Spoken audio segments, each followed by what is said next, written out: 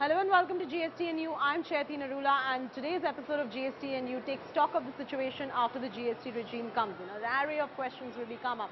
How has the transition really been? How has the migration really been? What kind of tax collections and compliances are we seeing in our country after the GST regime has kicked in? Taking stock of the situation today is Dr. Jayjeet Bhattacharya, partner of KPMG on GST&U. Thank you so much, Dr. Bhattacharya, for joining us as always on the show. So let's start off with the first question, and that's the question on everybody's mind. How has the migration really been? How has the transition been? Seems like it's been quite seamless for now. It's seamless from the government's perspective, Sure. but as was expected, any migration of this magnitude will have pain, and it will not be a one-off pain. It will not. It's not a call that I can take in September and say it's been smooth or not smooth. Right. It was expected to be painful. It will be painful. There are underlying currents that are happening on the ground, and that process will happen.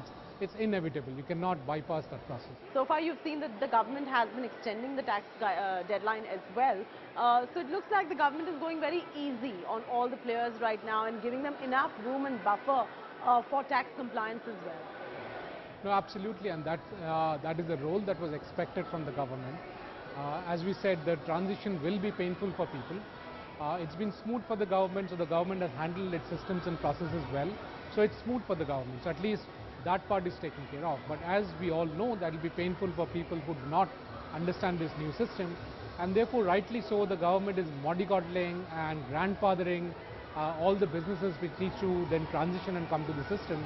And therefore, all the deadlines that are being pushed back, they're important. Having said that, it's still important to push these deadlines and also forcefully push that these are sacrosanct deadlines, and then do a dipstick check that are people being able to cope up. And if the outcome is that the people are not able to cope up, then reconsidering those deadlines and pushing them is a natural path of any transition. So as far as the GSTN network is concerned, any kind of teething problems that one is facing filing taxes on the GSTN network, I know that the large corporates are taken care of. I know that bigger firms are taken care of because firms like you help them out. We've spoken last time about the SME and MSME sector, and more so the smaller service providers as well, the sole proprietors as well. What is the teething issue with the GSTN portal that are coming up at this point in time? So, you know, there have been many solutions that were created to link back to the government APIs.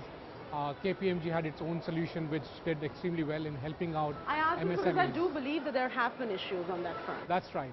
So all of these solutions were there, but they have to latch on to the government APIs, the GSTN APIs. Unfortunately, some of the GSTN APIs were not working. So that has been an issue and a hiccup. So those who moved into these solutions, they're also facing a problem because the solution is not smoothly filing the returns because the APIs, which is the IT system, is not working very well. That will get eventually fixed. And in the meantime, people have to go to the portal and then manually enter it or use some kind of a mechanism to enter each of their returns on the portal. So even for large firms, that's been a bit of a hiccup, but as you rightly said, they have the manpower and the capability to solve it. For the smaller entities, while they're still trying to figure out how to file GST and what is GST and where will they get the returns and how will they manage the tax credit and so on, they are still facing this last minute problem of where to really file it because APIs and the softwares are not working. And in that context, it's been a challenge. And of course, it'll all get resolved as you move forward.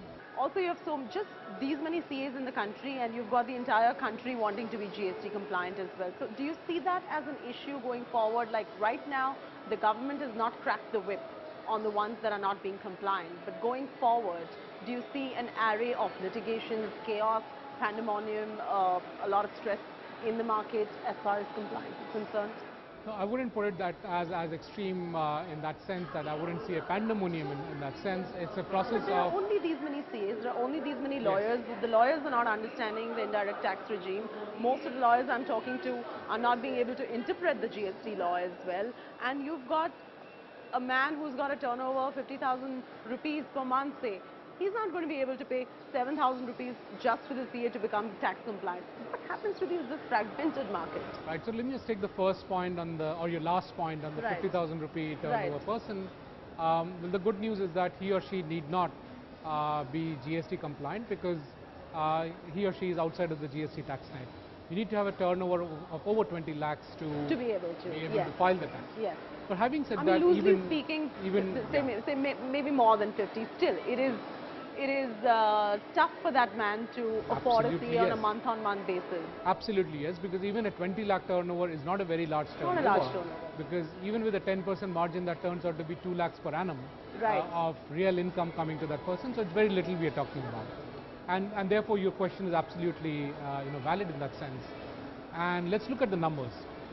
The pre-GST, there were about 6 million people who were registered to pay indirect taxes.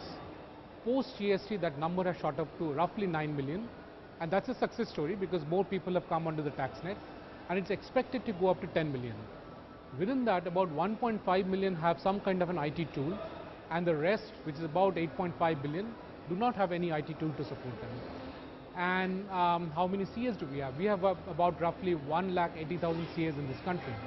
So you've got a very small number of CAs trying to help out this large number of taxpayers.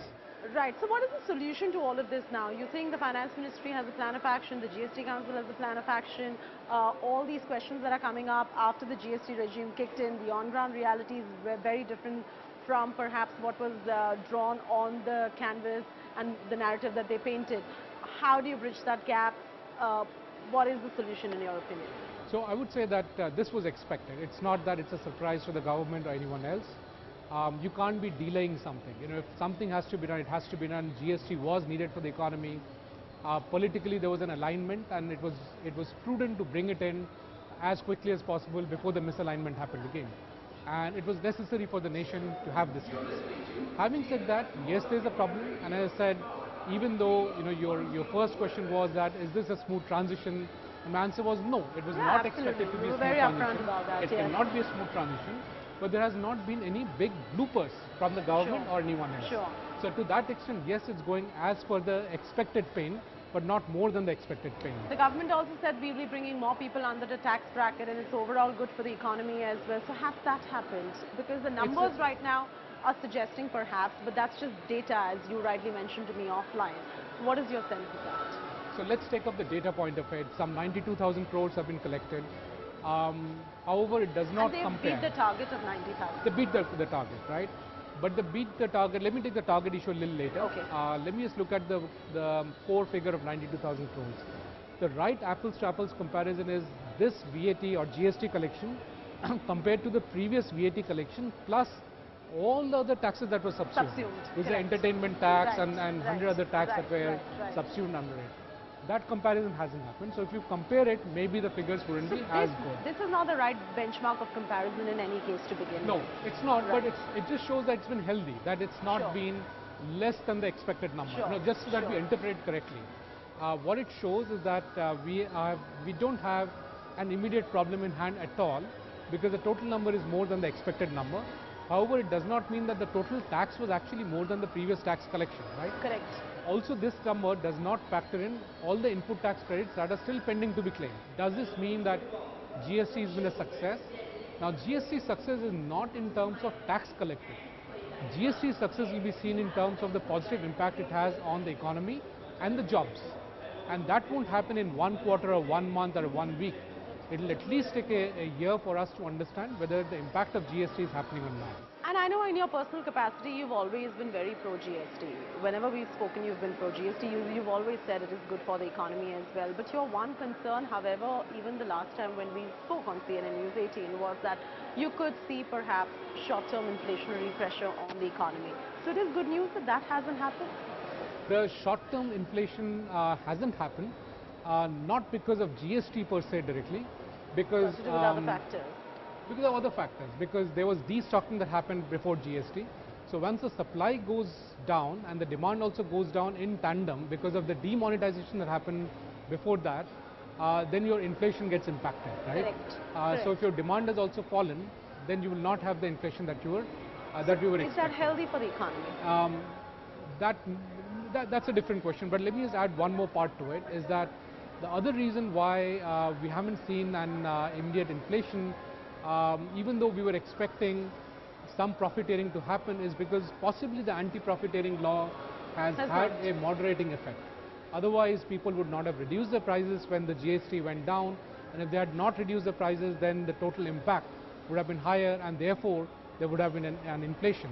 So the anti-profiteering law also played a role in making sure that inflation did not happen. Going forward in the next 1 year, do you see there being an impact on the inflation numbers, on the growth figures, overall GDP? We've seen a 1% markdown on the GDP as well. What is your sense? How will GST augur down on these numbers, particularly GST? There will be other factors contributing on the inflation, on the growth figures and the GDP numbers. Let me take the inflation first. So if it's ceteris paribus, which is all things being equal, right, then absolutely there's no reason why inflation will come down, because the cost in the economy is taken out. Correct. If it takes me 7 days to drive a truck from Delhi to Chennai, and now because of GST I can do it in 4 to 5 days, yeah, or less, yeah, then obviously I'm saving that much of fuel, I'm saving that much of trucking cost, I'm also saving that much of holding cost in a way around, and I'll pass that benefit. So clearly the cost will come down and inflation will not happen.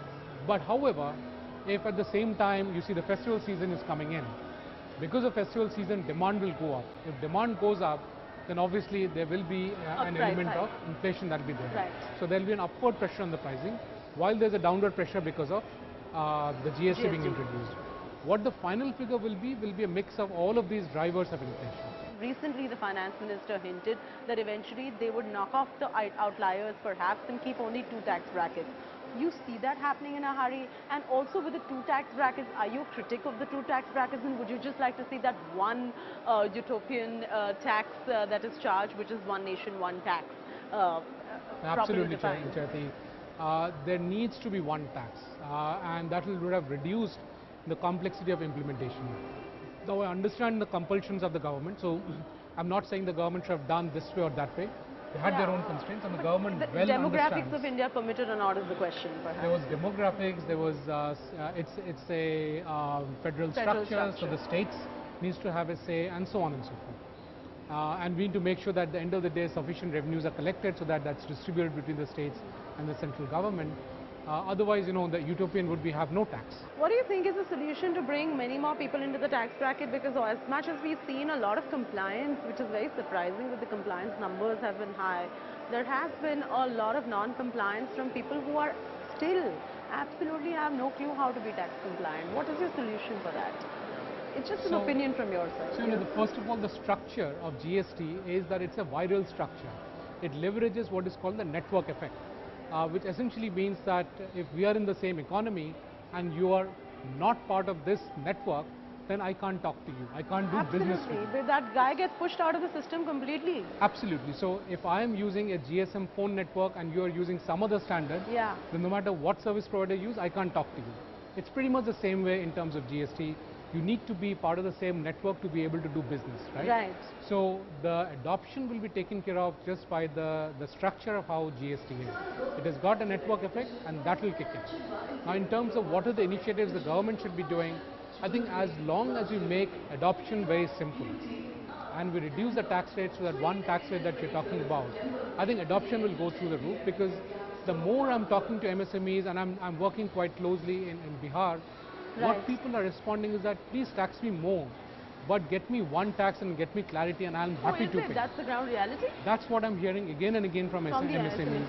Please tell me one tax, even if it's higher, and just get off with it, because I don't have the bandwidth to do business and also pay tax. So firms like you must put pressure on the government to make sure this happens for the ease of doing business in India. Absolutely, just like media like you should be putting pressure on the government to do the same. We need to work together on that. Right. Also, we were talking last time, remember, about how there would be tax terrorism, is the GST law draconian or not? Of course, we haven't seen that ground reality, it's just been 2 months. It's too early to tell, but what is your sense going forward? Because once they're lapsing the deadlines, but once all of that have been met with, you see the law being draconian in nature. Yeah, so I think the government is adopting that kind of a policy in many fronts, not just GST. If you look at linking your phone number to Aadhaar, again, there is a Damocles sword that's been hanging, but people are not able to meet the deadlines.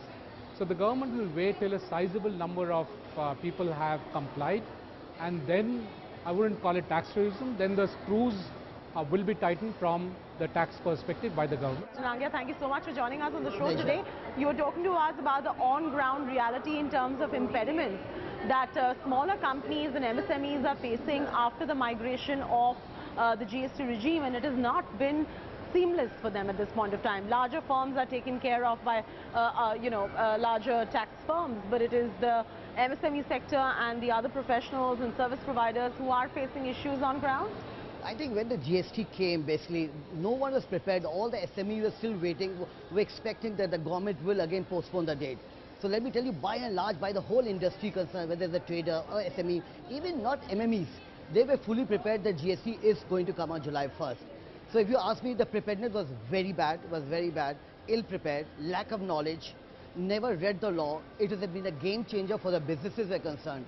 So if you ask me, I can tell you sweeping statement. SMEs, lot of MMEs were hardly prepared with the drastic change in the law, the way the business is to be done in India. But the finance minister said that there are no excuses if you're ill-prepared. I remember when he was launching the GST a month before that, he said that. You're right. The government has been saying from last 4, 5, 6 months, GST is coming. You know, like we are used to it. Oh no, we are not prepared. It's a very big change in the law. Yeah.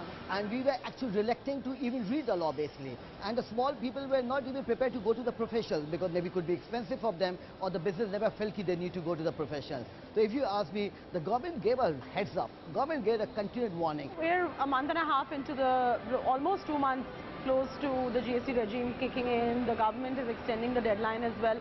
Also perhaps because smaller players are finding it difficult to become tax compliant. So what are the kind of queries that are coming to you as a CA? See, let me tell you, the abundance is not one limited industry. First of all, a lot of companies are not prepared when they find that the tax burden has gone up to them. Right. Second, right. they were never used to filing return on a monthly basis. Right. And now today you have to file 3 returns a month minimum. That's a 3 returns plus the annual return. Right. Average you say 40 returns. Right. He is not mentally prepared. How I'm going to file the returns actually. He is not equipped with an accountant. He doesn't have an accountant who doesn't come every day to him. So for him it is like a big shock for him. Correct. But the government had declared it. If you see the draft laws, if you see the law, everything, the government made it clear that these are the returns needs to be filed.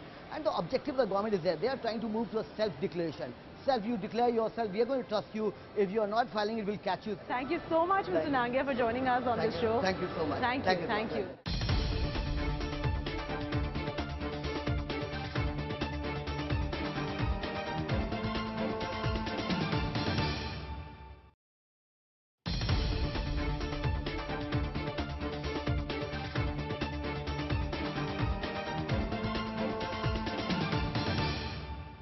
Ever since the GST regime really kicked in, there have been a lot of frequently asked questions, a lot of impediments on ground while companies and firms and service providers and individual sole proprietors are also facing while filing their returns. Let's get a sense from Tejas Goenka from Tally as to what these queries are and how he would like to resolve them. So a lot of customers have used your software and they found it really beneficial to filing their GST returns as well.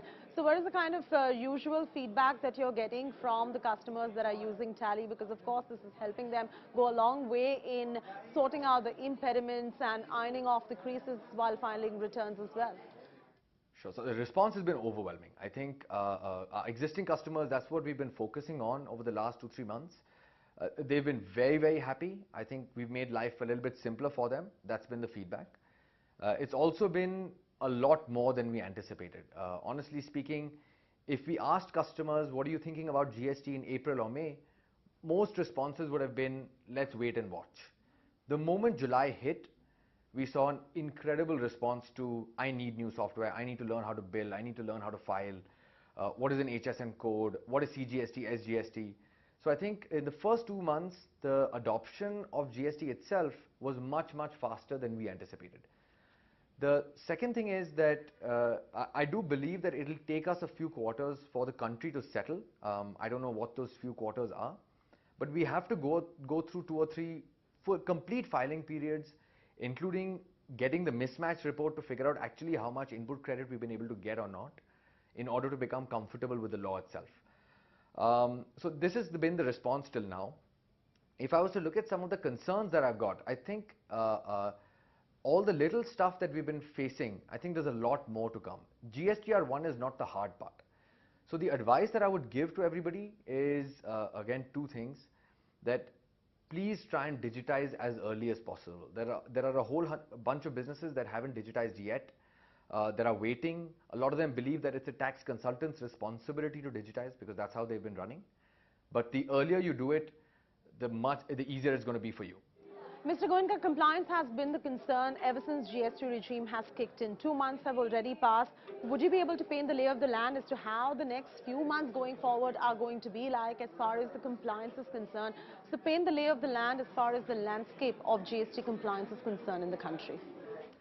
The response in the first few months has been phenomenal. I think the government has done a phenomenal job in making sure that businesses are compliant. The tone has been more or less positive about how GST has been implemented in the country. I would agree with that. Looking at the ground also, while there has been certain confusion, I think overall we've been doing a good job. Return filing headaches were anticipated, problems, concerns were anticipated. I do think that if we go through the first few cycles, we will be a much more compliant India than we were. Also, what would be your solution for the problems and the impediments that the companies are going through? Few exceptional scenarios that are coming out after the GST regime has kicked in and after one tries to file the returns. If you could just walk us through a few of these. Sure. So, since this is early days in GST and just the first filing periods that are coming, I think the biggest thing that businesses are wanting is automation, that something should just help me automate all these requirements. The problem is that the moment it's automated, you lose control. It's very difficult to keep control on your data and what you're filing. So the big message that I would have is exceptions are guaranteed to happen. You need to be able to automate your systems such that you have control over these exceptions. That's number one. Number two is do reach out to your chartered accountants, do reach out to your tax consultants to understand what kind of exceptions you need to manage and how to manage. And on the software side, I don't want to really market Tally per se, but do try and see if you want to attend one of our events. They will help. A lot of people have said that it's helped them manage GST for their business as well. So two things, keep control and seek advice. All right, that's it from me, Chaiti Narula, on this episode of GST and you. Hope those views, those comments and all the expert advice goes a long way in help you file your returns. Thank you so much for tuning in. Thanks for your time.